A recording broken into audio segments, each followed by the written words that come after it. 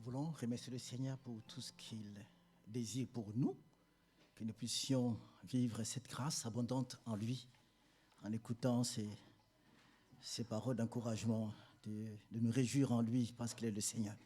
Et nous venons de chanter, merci pour l'équipe des louanges, de chanter que Dieu est grand. Au fait, Dieu est grand où? Quand on voit un aveugle voir, quand on voit un sourd entendre, un muet parler, un aveugle, un mot ressuscité, je ne pense pas.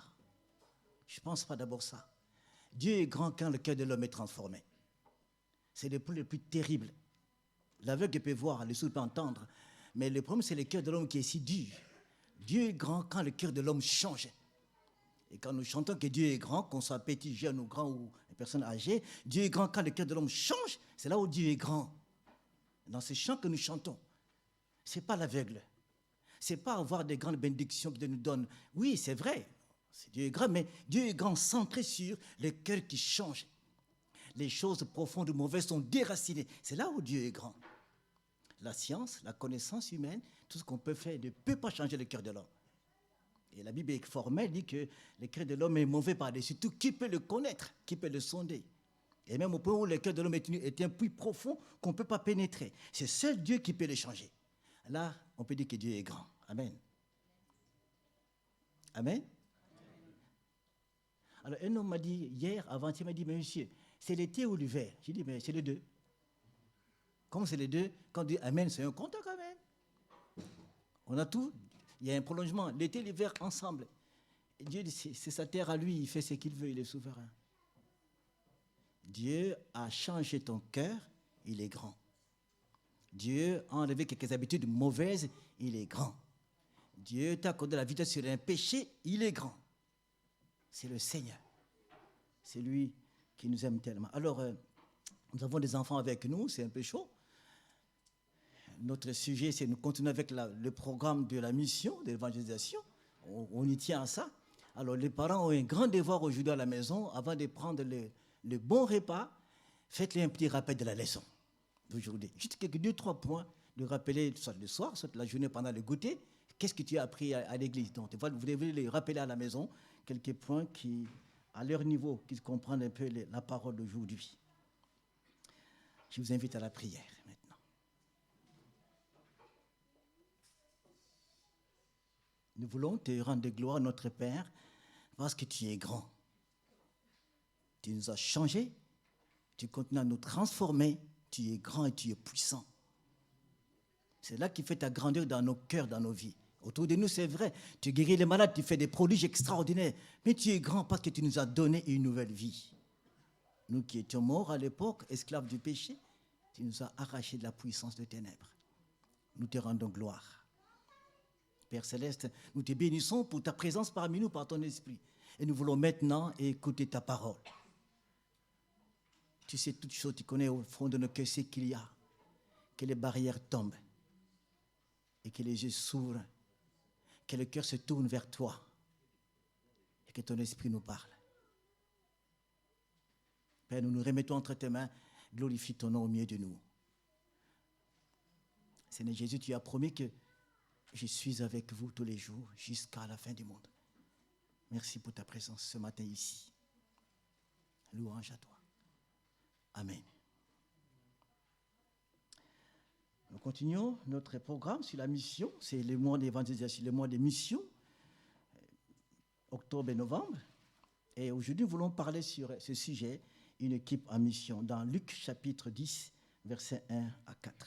Une équipe en mission. Luc 10. On peut afficher le Luc 10. J'ai lu le texte. Après cela, le Seigneur choisit encore 72 autres disciples. Il les envoya 2 par 2 pour les précéder dans toutes les villes et les localités où ils devaient se rendre. Il leur disait, la moisson est abondante, mais les ouvriers peu nombreux. Demandez donc au Seigneur à qui appartient la moisson d'envoyer des ouvriers pour la rentrée. Allez, je vous envoie comme des agneaux au milieu de loups et n'emportez ni bourse, ni sac de voyage, ni sandales et ne vous tardez pas en chemin pour saluer les gens.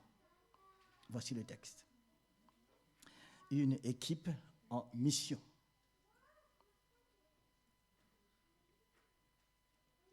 Pour la première fois, les apôtres vont aller toutes seuls, sans Jésus. Ils l'ont vu guérir des malades, ils ont vu Jésus faire des choses extraordinaires. Ils ont vu tellement de choses avec lui. Cette fois-ci, allez-y. Et c'est avant la Pentecôte, et c'est avant la croix. Ils vont se déplacer. Ils n'envoient pas chacun débrouillez-vous, non, 2 par 2. Or, dans la vision biblique, dans la vision du royaume des cieux, dans la pensée du Père, l'homme doit rester, on ne doit pas fonctionner tout seul. Ce projet de garder unis commence depuis Éden. De là, il a dit, il n'est pas bon que l'homme soit seul. Il y a Ève qui arrive, Adam est content. Ce projet que l'homme soit toujours avec l'autre personne. On ne peut pas être seul. Et Jésus répond la même chose quand il démarre sa mission avec les apôtres, les disciples, 2 par 2. Tu ne peux pas rester tout seul. Et dans cette vision de Dieu, dans cette vision de la diversité, il sait pourquoi il le fait. On ne peut jamais fonctionner tout seul. Pas du tout. Parce qu'on n'a pas tout. Il faut quelqu'un à côté de moi pour m'aider à avancer. Le projet du couple, de la famille, l'homme et la femme, et le projet de l'Église, la communion. Et plus loin, il ouvre les yeux à Paul qui écrit dans son épître aussi qu'il y a la diversité de ministères. Il y a beaucoup de ministères dans l'Église, il y a des apôtres, des prophètes, il y a tellement de ministères. Toujours la vision qu'on doit toujours marcher avec les autres, jamais tout seul. Jamais tout seul. C'est ce qu'on va voir un peu aujourd'hui sur ce sujet-là. Une équipe en mission. L'équipe va en mission 2 par 2. Et même Judas était parti en mission. L'homme qui allait le trahir était parti en mission. Or, les gens que Jésus envoie en mission ne sont pas parfaits. Ils ont des erreurs, des fautes terribles, mais il les envoie en mission. Hier, j'étais à la consécration de la maman de Léonard, comme l'ordination, comme pasteur. On a abordé ce sujet-là aussi. Que tout ce que nous recevons n'est que grâce. Nous ne méritons rien du tout. Si Dieu regardait notre passé, on n'est pas digne d'être là. On a un passé pourri, mauvais, sale. Mais un homme a dit son passé. Si on nous dit chacun ici, on dit chacun passe devant, parler de son passé, c'est pas bon. On n'osera pas. Mais un homme a osé décrire son passé, c'est Paul. Il a dit clairement à Timothée. On ne peut pas écrire une lettre à un enfant dans la foi, décrire ses faiblesses, ça ne se fait pas. Mais Paul écrit à Timothée, voilà ce que j'étais. J'ai insulté Dieu, je l'ai offensé, je l'ai persécuté, j'ai parlé mal contre lui. C'est ce Dieu-là, voilà ce que moi je fais. Il a ciblé son passé autour de Jésus. Je lui ai fait mal. Je pense que quand Timothée a lu la lettre, il avait chaud. Comment ce père spirituel était comme ça à l'époque? Et Paul l'a écrit clairement pour dire à Timothée que ce que je suis maintenant, ce n'est que la grâce de Dieu. Frères, sœurs. Et j'ai dit hier là-bas au culte, j'ai dit, mais moi ça m'étonne beaucoup que les hommes, les chrétiens qui tombent dans l'orgueil. Moi je suis. C'est honteux ça, non? Que ce soit la conversion, que ce soit la nouvelle vie, ce n'est pas nous.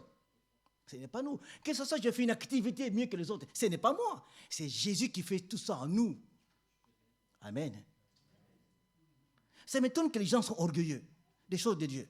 On était dans la poubelle là-bas, il nous a ramassés, viens ici. Et il nous change. Comment devons-nous être orgueilleux? C'est étrange. C'est étrange.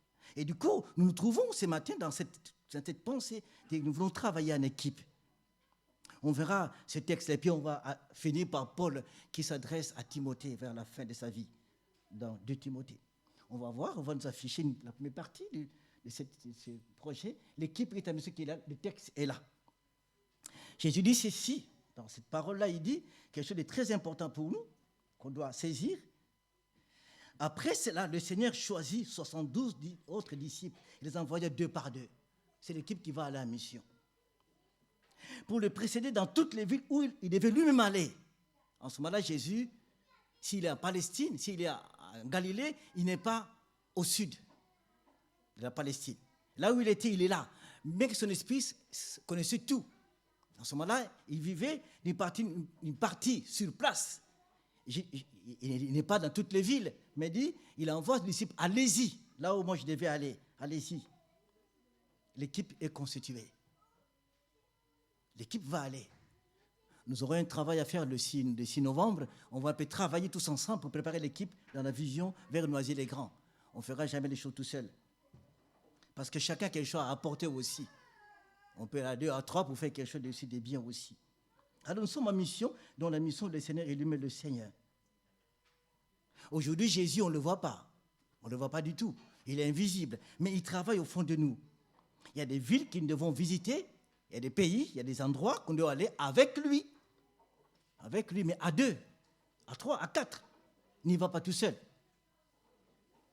On va continuer. Et dans cette pensée-là, il y a cette partie qui est là, la direction, les directives du berger. C'est que on va voir le texte aussi. Il leur disait, la moisson est abondante, mais les ouvriers peu nombreux. Demandez donc au Seigneur à qui appartient la moisson d'envoyer des ouvriers pour la rentrée.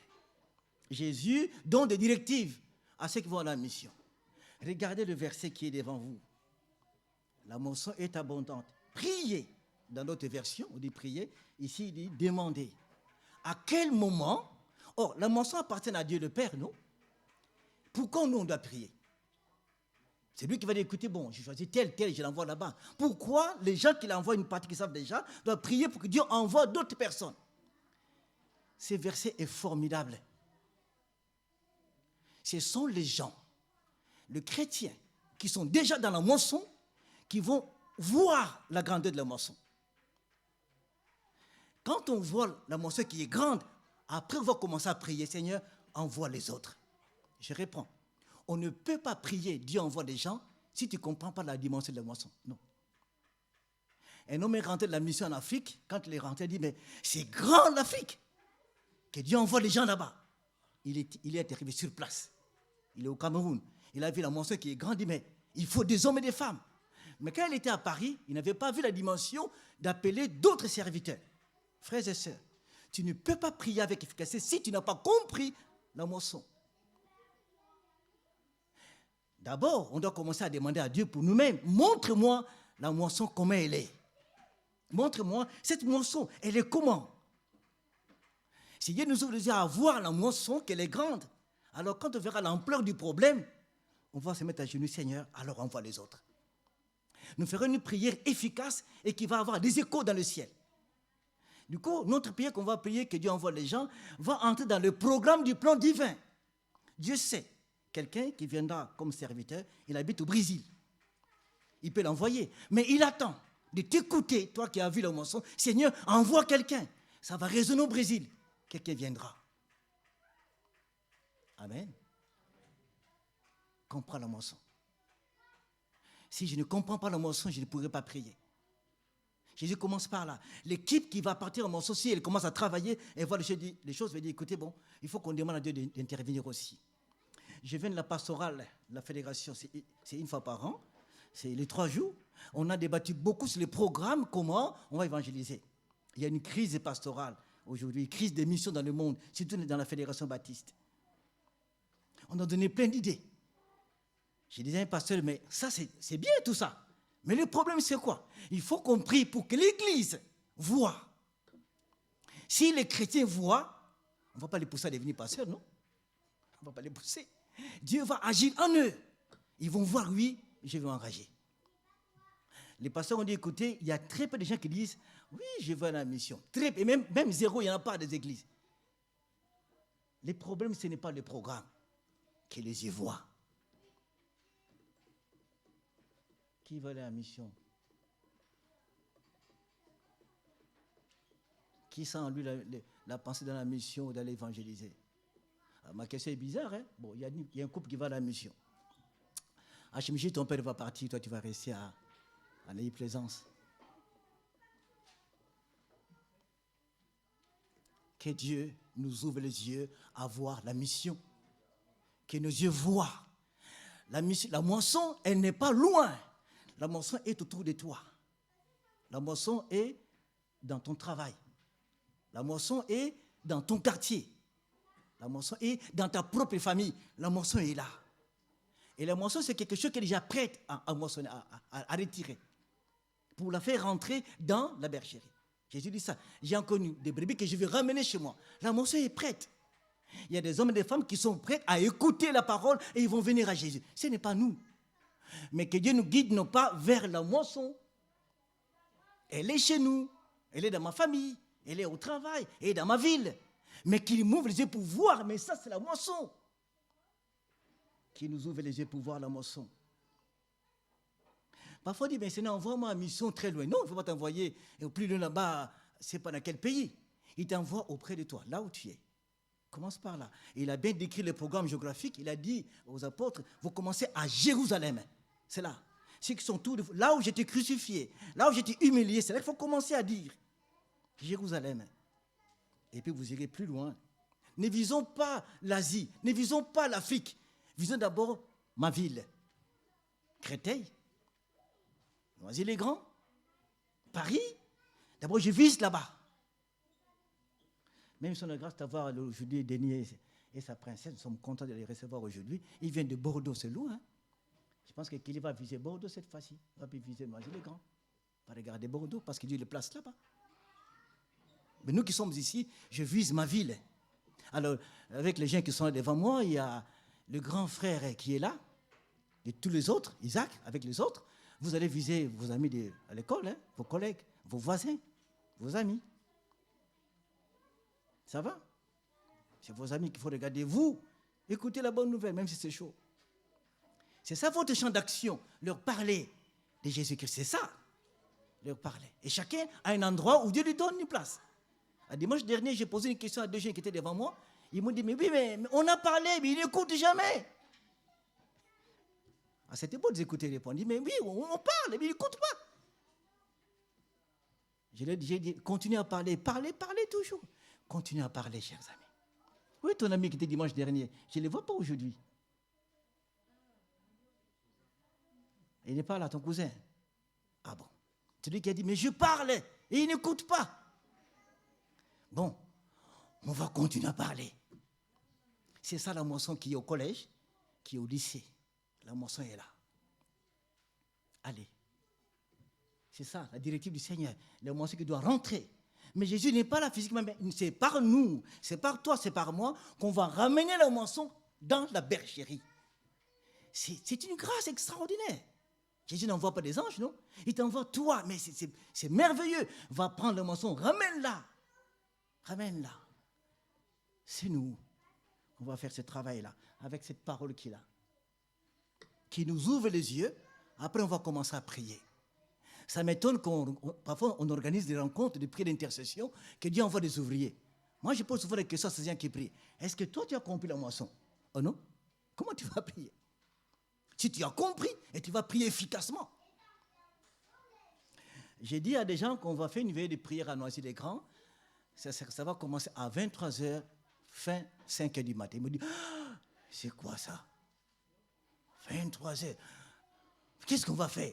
Il me dit, oui, on va commencer à faire ça. 23h, 5h du matin, à Noisy-le-Grand. C'est bientôt. On va passer bientôt l'annonce. Je vous invite tous à venir, mais une équipe qui est prête à aller. 23h, 5h du matin, on va prier pour la moisson. Qui veut venir? Ah, je suis content. Merci. 23h, 5h du matin. On va chanter, on va lire la Bible, on va prier jusqu'à 5h du matin. On va terrasser les forces des ténèbres. On va avancer. On va préparer la moisson de cette ville-là. Veillée de prière à Noisy-le-Grand. Nous avons là-bas un beau bâtiment et c'est bien chauffé. Hein. C'est nickel, c'est bien chauffé. Et puis il y a du café là-bas. Il y a tout ce qu'il faut. Nous avons une belle cuisine. Donc, c'est pas, ne vous inquiétez pas. 23h05 du matin, on va chercher le Seigneur. Les enfants sont prêts à venir en foule, parce qu'eux, ils ne jouent pas. Ils vont venir. Donc, on va prier le Seigneur ce jour-là. Que nos yeux s'ouvrent pour voir la moisson et demander à Dieu, envoie des ouvriers dans la moisson. Il va les envoyer par sa grâce. Et nous continuons la suite.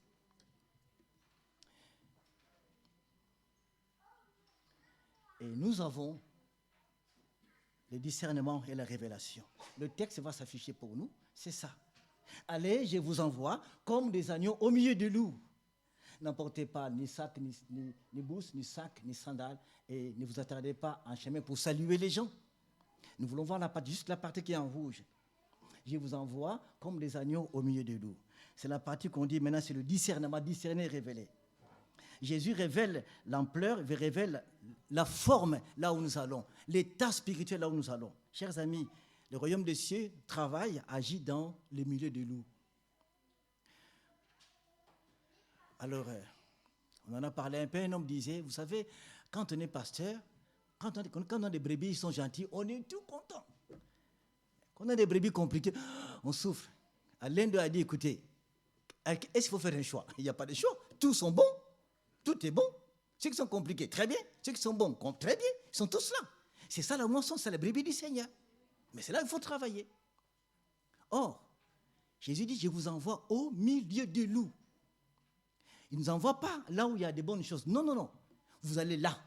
Là où c'est chaud, là où c'est compliqué, c'est bizarre, allez là-bas. Dans le monde. Quand Dieu envoie, Jésus envoie au milieu des loups, il sait ce qu'il dit.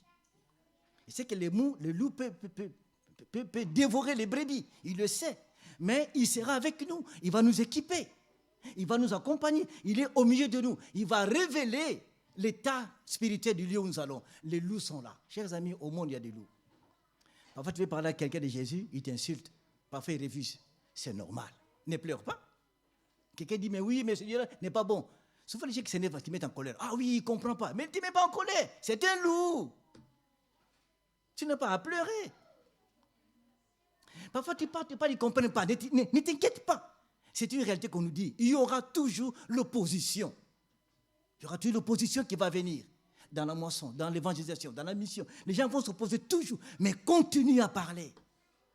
L'opposition est une réalité. Jésus a déjà dit, il y aura des loups au milieu de vous. Alors allez-y. Tenez ferme parce qu'au milieu de ces loups là-bas, il y a des brebis que j'ai choisis qui vont venir à moi. Ils étaient 4 filles qui s'aimaient tellement.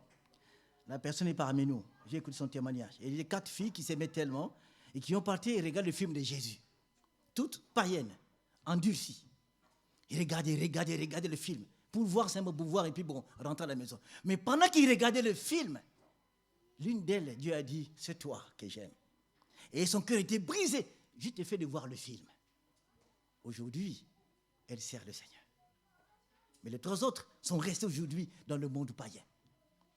Il y avait des loups, mais celle-là, Dieu l'a choisie. Frères et sœurs, quand tu vois l'opposition, ne pleure pas. Quand tu entends les critiques des autres, ne te lamente pas. C'est la réalité spirituelle. Jésus nous révèle l'état là où nous allons. Ce n'est pas facile. La Bible dit que le royaume de Dieu se fraye un chemin pour traverser. Ce royaume est puissant pour ouvrir le chemin avec la puissance du Saint-Esprit. Il y a la révélation du Seigneur. Maintenant, après, vient le discernement de nous. Révélation, Jésus qui va le montrer. Mais nous, maintenant, on va commencer à discerner. Quand tu parles à quelqu'un, Jésus-Christ, que Dieu nous donne son esprit pour discerner que là, il y a une barrière.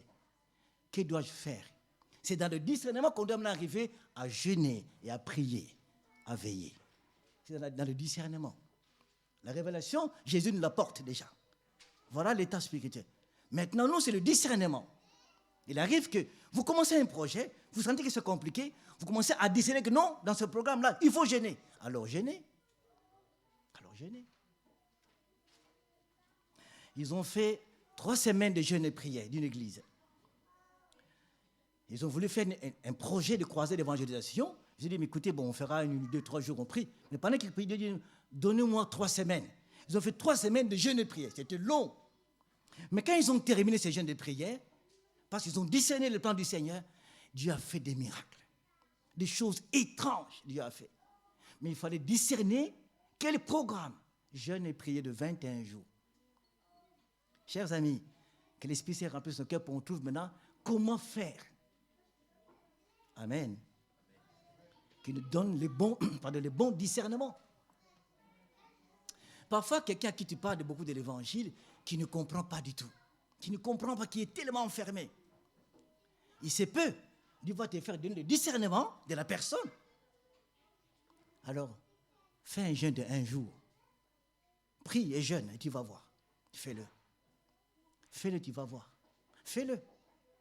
Discernement. Souvent ici, on n'arrive pas. Nous savons la révélation, mais nous n'avons pas le discernement. C'est ça notre problème. On y va à la moisson, on nous voit un projet parler aux gens de la bonne nouvelle, on voit un mur, on croise les bras. Non, il faut rentrer dans le discernement, la partie discernement. Que dois-je maintenant faire? Qu'est-ce que je peux faire, Seigneur? Il va t'éclairer.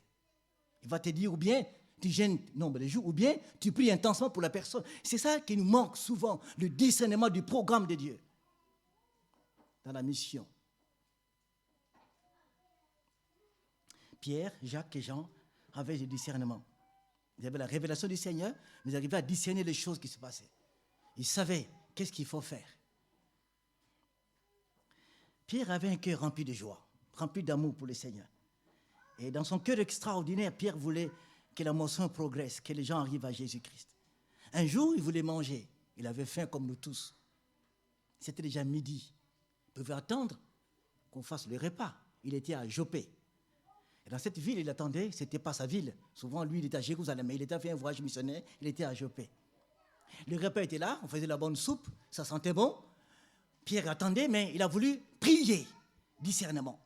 Il est monté à l'étage supérieur. Là, il était en train de prier. Mais qu'est-ce que Pierre priait pour quoi? Pour qui? Comme c'est un homme, un apôtre, il a une vision mondiale, vision des églises, il priait là-bas. Et pendant qu'il priait, il voit la plus grande vision. Les animaux qu'on ne mangeait pas impies descendaient du ciel. Et la voix qui dit, Pierre, tu peux manger. Il dit, non, je ne mange des choses impies, ici la loi, elle interdit, on ne mange pas ça. J'ai dit, c'est moi qui t'ordonne. Mange ce qui est impur, c'est moi qui dis que c'est pur, mange-le.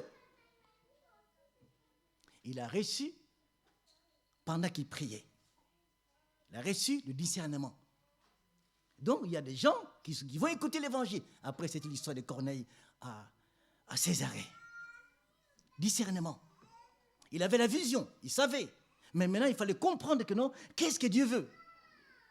Césarée. Est-ce que vous comprenez le discernement?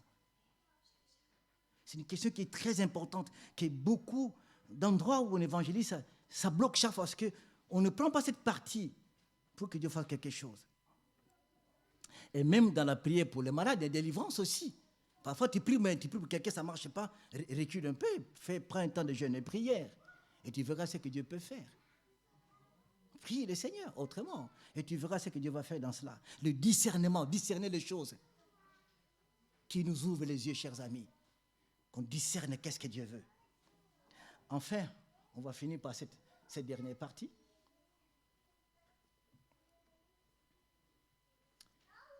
Le texte. La mutualisation des missions, des ressources. On dit, mais c'est quoi la mutualisation? C'est le fait de mettre ensemble ce que nous avons comme capacité. Et c'est Paul qui s'adresse aux autres. C'est mettre ensemble nos ressources. Nous avons des ressources ici. Nous avons plein de ressources spirituelles. On en a plein ici. Il y a ceux qui savent prier, ceux qui savent chanter, ceux qui savent faire jouer l'instrument, il y a ceux qui peuvent aller parler facilement, il y a ceux qui savent intercéder avec efficacité. Nous avons des ressources. Mais nous voulons maintenant les mutualiser, les mettre ensemble. C'est la vision du Père. Quand Jésus dit, je vous envoie 2 par 2, c'est la mutualisation. Il sait que les capacités de Thomas, c'est différent de Judas. Et quand ils vont ensemble avec les ressources, ils vont faire un travail formidable. Et Paul a compris ce projet de Dieu. Regardons ce texte, on va lire tout ça ensemble, mes chers amis. Allons-y, lisons ce texte. Efforce-toi.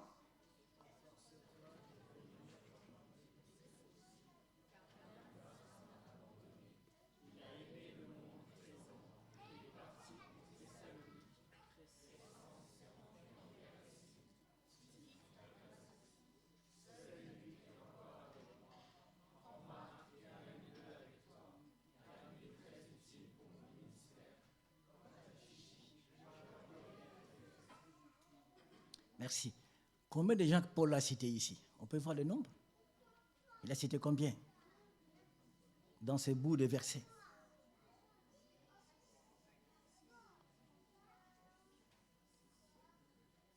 Combien il a cité? 6? Ok. 6 personnes. Ce n'est qu'un bout. Il y a encore d'autres. Il n'y a pas Silas qui est là. Il manque Barnabas. Il a cité 6 dans ce bout de verset, dans sa dernière lettre qu'il écrit à Timothée. Et force-toi de venir, dès possible. C'est Timothée. Viens vite. Bientôt c'est la mort. Viens. Il va venir à Rome. Parce qu'il sait que Timothée a des ressources que lui n'a pas. Viens me rejoindre à Rome. Et puis il parle de Démas. Lui, il préfère aller à Thessalonique. Il connaissait Démas, un homme qui a des grâces particulières. Mais il voulait aller à Thessalonique. Il a cité son nom. Et Crescence, lui, il envoie à Galatie, l'église de Galatie, il envoie là-bas. Il était capable de diriger les choses. Pierre le connaissait. Il a marché avec lui. Ils étaient tous à Rome. Et puis loin, il dit aussi, il y a Tite qui va aller à Dalmatie. Tite, c'est lui qui a apporté la solution à la crise qui était l'église de Corinthe. Il connaissait Tite, un homme très engagé. Il envoie là-bas. Enfin, quelqu'un qui avait des tensions, Jean-Marc. Luc, le médecin, il est toujours avec lui, le médecin, il est toujours accompagné. Mais il y avait Marc. Vous connaissez Marc, l'homme avec qui il y avait des tensions. Paul l'avait rejeté. À un moment donné, parce que Marc est le cousin de Barnabas. Un jour, ils ont fait des voyages avec Paul. Ils sont revenus dans une cité. Et Barnabas a dit à Paul, on peut prendre Marc pour faire le voyage avec nous. Paul a dit non, on ne le prend pas. Parce qu'au début, il a refusé. Et maintenant, on ne le prendra pas. C'était tendu entre Paul et Barnabas. Alors, au final, ils se sont séparés. Ils sont partis. On se dit, à l'époque, il n'y avait pas de téléphone, pas envoyer des textos, il n'y avait pas du tout. On ne sait pas si Paul et Barnabas s'est parlé encore ces temps-là. On ne sait pas. On n'a pas de preuves. Mais en tant que Barnabas est non plein de joie, c'est sûr qu'il s'aimait bien, mais il n'y a pas envoyé un courrier ou un texto à Paul. C'était froid. Mais curieusement, il dit à Timothée. Timothée savait où habitait Marc, l'homme avec qui il y avait des tensions. Il dit, prends Marc et amène-le avec toi, car il m'est utile pour mon ministère. Mais écoutez, Marc, un homme avec qui il ne s'entendait pas, mais Paul a discerné en lui de dons qu'il a qui vont l'aider pour le ministère. Oh, il est proche de la mort. Comment Marc peut l'aider? C'est ça la mutualisation. Amen. Est-ce qu'on a compris ça? Paul n'allait pas tout seul. C'était un apôtre puissant, mais il savait que j'ai besoin de Timothée, j'ai besoin de Marc, j'ai besoin des autres pour que nous puissions ensemble travailler. Alors, regardez-moi bien, ne regardez pas à gauche à droite, regardez-moi un peu. Il te faut un Marc, il te faut un Timothée, il te faut un Tite. Amen. Il te faut un Tite, il te faut un Timothée, il te faut un Silas. Mets ça dans ta pensée. Nous allons annoncer les grands. Dites qu'il me faut un Tite, il me faut un Silas, il me faut un Marc, il me faut ces gens-là. Pourquoi j'essaie de Marc? Il me faut un Marc, l'homme à qui parfois tu n'entends pas bien avec lui. Tu as besoin de lui. Amen. C'est pas qu'il y a un frère, une sœur, pour qui quand tu regardes, non, celui-là, c'est pas bon. Ça arrive, hein? C'est ça l'église. Tu n'as pas confiance en lui. C'est celui-là, Marc. Tu as besoin de lui. Si vous allez faire une équipe de louanges, et Marc, avec qui tu n'entends pas bien, il sait jouer le piano, à qui tu vas faire? Toi, tu ne sais pas jouer. Et tu vas le prendre, non? Parce que c'est Marc qui sait jouer le piano. Et si on comprend un peu ça, il nous faut Marc. C'est ça, Pierre. On va chercher Marc, on le prend avec nous. Même si Marc est compliqué. Tout le monde a sa place dans la mutualisation. Chacun apporte ce qu'il a reçu. J'aime la pensée de Jésus. Nous sommes Jean 21. Dernier miracle qu'ils vont voir les apôtres. Jésus ordonne aux apôtres qu'ils ont fait la nuit sans avoir de poissons, jetez les filets côté droit de la mer et vous aurez des poissons. Ils ont jeté. Et quand ils ont fini, ils ont vu le miracle, ils étaient tellement contents. Mais quand ils sont sortis de l'eau, ils ont trouvé déjà, il y a du poisson, il y a tout, il y a le feu, il y a le feu qui est là, le pain et du poisson déjà prêt. Jésus, qu'est-ce qu'il va dire? Il n'a pas dit, bon, j'ai tout préparé, il y a du pain, il y a du poisson, venez manger. Non. Venez manger ce que j'ai préparé, apportez ce que vous avez trouvé là-bas. Toujours mutualisation. Amenez ce que vous avez trouvé. Amenez ça ici, complétez. Jésus a fait exprès de ne pas faire beaucoup de poissons pour tous, mais juste un peu, qu'ils apportent ce qu'ils ont pu attraper. Mutualisation. Toujours ça, dans la vision du Seigneur. Apporte ce que tu as. La question aujourd'hui, qu'est-ce que tu as? Qu'est-ce que Dieu t'a donné? Dimanche dernier, on a fait un tour. J'ai écouté plein de choses. Maintenant, je reprends encore ma question. Ne fouillez pas, chers amis, le dimanche prochain. Ça serait culte en commun. On va faire un tour, rapidement. Qu'est-ce que tu as? Quelle est ta ressource que tu sais? Tu n'y n'a rien. Les enfants, Isaac ne fuit pas, regardez-moi. Joshua. Bon, on va faire un tour rapide, on a encore du temps. On commence par Pierre. Qu'est-ce que tu as, Pierre? Beaucoup de dons. Du temps. Il a beaucoup de temps. Pour le temps, pas de problème. Il a du temps. On continue? Oui, c'est Michel. La guitare. Il dit, c'est pas grand-chose. Oh, non, il a joué au caron, non? C'est quand même top aussi. Hein? Ok, on continue. Mélodie.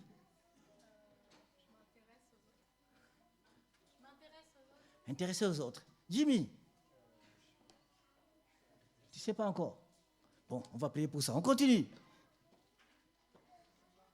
Pas encore, c'est pas encore. Ça vient, la maman va prier pour toi. Et ça va venir. Le grand frère. Tu ne sais pas encore. Joshua. Tu ne sais pas encore. Isaac, le grand frère. J'ai réfléchi. Ça, c'est la sagesse. J'ai réfléchi. Alors, notre frère Benoît.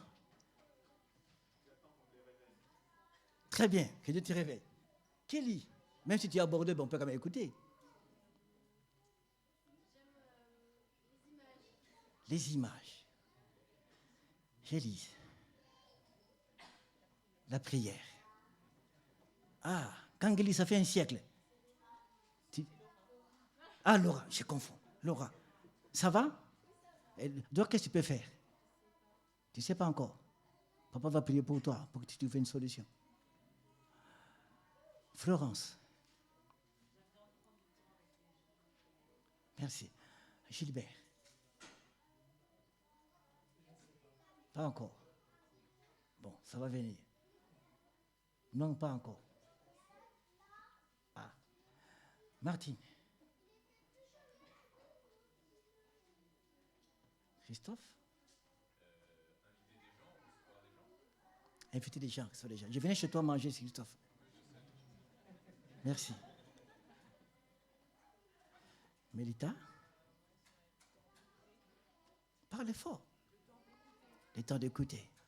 Christian. Le temps d'écouter, prier pour les autres. Merci. Alors, Sabrina.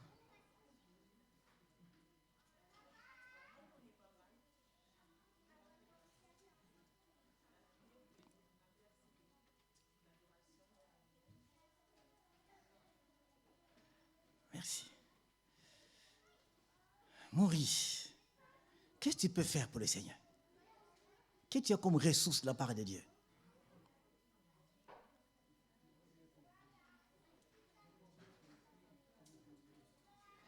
Merci. Jamel. L'hospitalité. Je viens de manger, l'hospitalité. Bon, je viens chez toi. Bon, Teresa. Exaltation. Alors, Lina, c'est... En général, je s'efface. La musique. Laurent, à la technique. Qu'est-ce que tu... Encore un plus? Merci. Carmel. Ah, on n'entend pas. On parle fort. Carmel.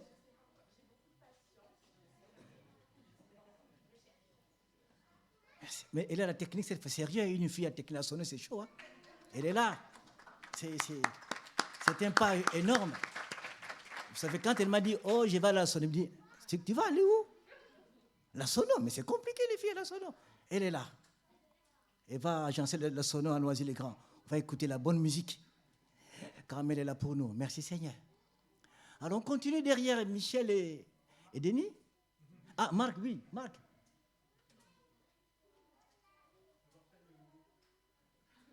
Ah, merci Marc. Michel. Alors, Denis, notre frère.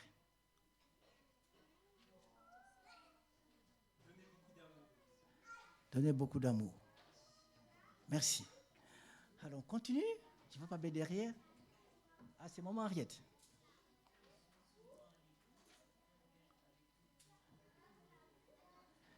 Merci. Bon, là, c'est Kangeli. Je me souviens. Bon, ça viendra. Mathieu.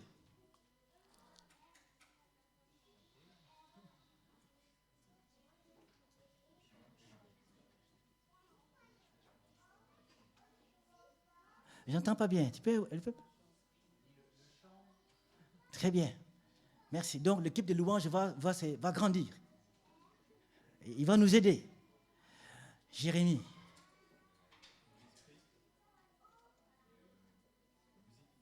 Musique. Merci. Daniel. Merci. Je suis content de voir la famille Lekman parmi nous. C'est dans la joie immense. On écoute notre sœur Hélène. Merci. Et Laurent? Ah, Kids Club a une personne qui va nous aider. Merci. Merci Laurent. Kevin. Merci. Merci beaucoup. Esther.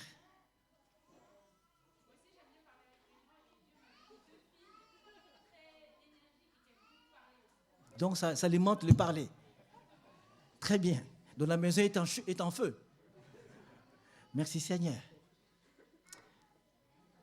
Voilà, on a fait le tour de nos ressources. Si nous rassemblons tous ces ressources-là, on le met ensemble et nous amenons ça à Noisy-les-Grands, c'est magnifique.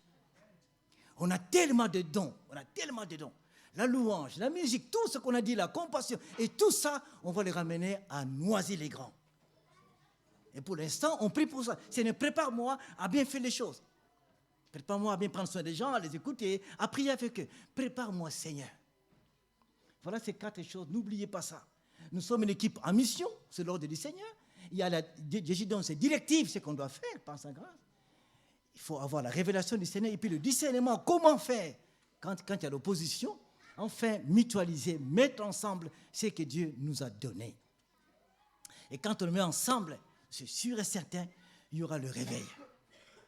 Il y aura des hommes et des femmes qui viendront à Jésus parce qu'ils seront touchés par la grâce du Seigneur. Que Dieu nous aide tous ensemble. Car nous sommes tous les instruments du Seigneur.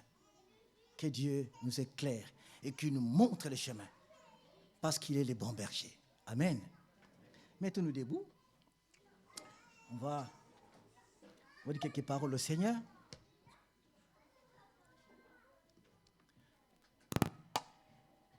Alors, l'heure a changé un peu. On est content quand même d'avoir 1 heure de sommeil de plus. Ça fait du bien. Maintenant, il est 11h33, je pense. Et nous voulons demander à 2 personnes de prier. Je demande à Christophe de prier que le Seigneur nous aide vraiment à comprendre cette histoire de la mission, qu'on s'y engage et qu'on avance. Et puis, je demande à Stéphane de prier aussi pour nous, que le Seigneur étende sa main sur son peuple et qu'il nous fasse grâce. Écoutez ces 2 prières, de bout en bout, que Dieu nous fasse grâce. Après, on va chanter ensemble le chant de la fin. Prions avec nos frères.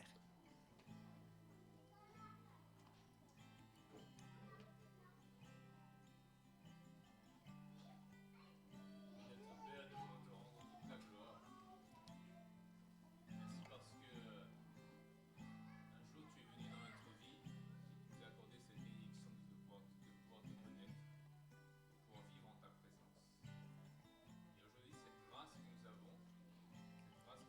tous les jours, eh bien, nous appelle à la